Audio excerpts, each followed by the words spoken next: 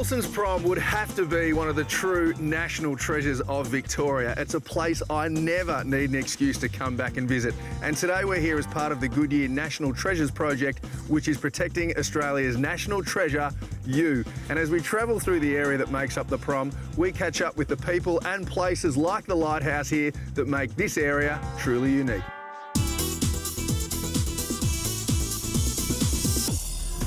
Anytime you visit a place as spectacular as the Prom, it only makes sense that you stay somewhere that exposes you to the true beauty of the area. And Lamosa Rise has ripping views and accommodation fit for a king.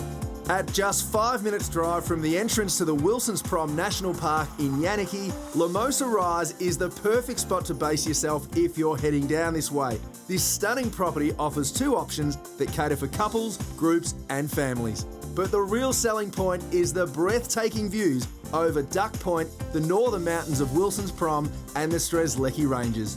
You know, I could quite happily just kick back here all day and be captivated by that, but word is that one of our very own national treasures can be found just down the road from here. And lucky for you and I, we're off to meet her.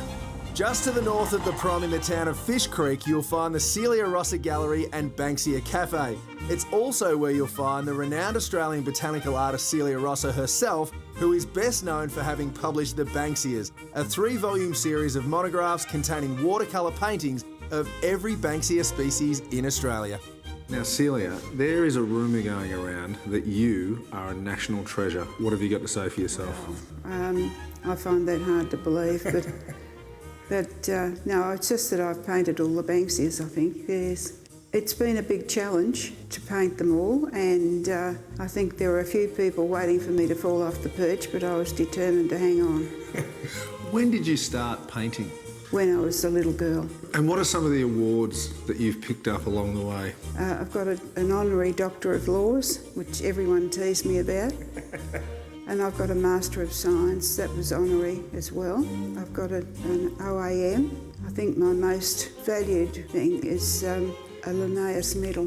And you've met some pretty famous people along your journey as well, haven't you? Yes. The Queen?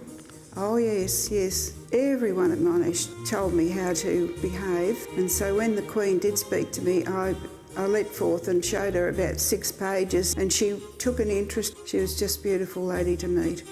The gallery is open during the summer months or by request during the rest of the year. And besides copies of some of her most famous work, you can also see the humble beginnings of Celia's career, from her school drawings to her first job at an ad agency creating artwork for Maya catalogues.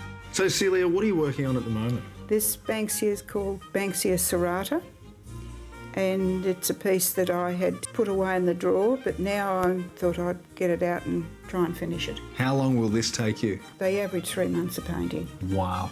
It was a big challenge to get them all done, but I think the most exciting thing was that they got one named in my honour. And what's that one called? It's called Banksia rosserae.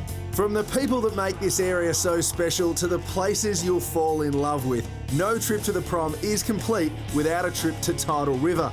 If you're ever fortunate enough to be able to spend a few days in the Prom, there is one experience you absolutely have to try, and that is a walk out to the famous lighthouse. The trek out to the lighthouse is a leisurely 19-kilometre walk from the Telegraph Saddle car park. There's a few areas to camp on the way, like Halfway Hut and Roaring Meg, if you don't fancy walking most of the day. But the terrain is fairly easy going, and along the way, you get to take in some of the most spectacular scenery in the country. And this is all part of the agony and ecstasy that is the walk out to the lighthouse. Just when you think you've got there, you'll face Heartbreak Hill. The reward for your hard work is the seclusion and romance that only a lighthouse can provide. Plus, you can spend the night at one of the lighthouse's cottages that offer the greatest ocean views in Australia. Dan, this is a pretty unique experience coming out to the lighthouse. What can people do out here? Oh, it's all about the walking out here. Once you get here though, it's just all about the views. This area got hit with some pretty major flooding recently. How's it recovered? It's taken us a couple of years to really get all the park completely open, and we've just accomplished that, so we're wrapped. Especially the iconic Sealers Cove track. It's a 20k walk out to Sealers Cove, which so many people know and love. That's just reopened. This old girl behind us here is the jewel in the crown though, isn't she? Oh, look, she's beautiful. Yeah, 1859 I think think it was finally commissioned. And it's certainly survived the test of time, especially the amount of weather exposure it gets out here. At nearly 120 metres above sea level, the views from the balcony are magnificent. And for the lucky few that take the journey, an experience that is unforgettable. From the edge of the world to the top of the world, the feeling you get when you visit a place like this is something that is very hard to put into words. So I guess all of you need to come and check it out for yourselves. For more information on what's happening at Wilson's Promontory, Lamosa Rise and the Celia Rossa Gallery and Banksia Cafe, call the numbers on screen or jump online. And you too can get involved in the Goodyear National Treasures Project. To find out how, go to goodyear.com.au/national treasures.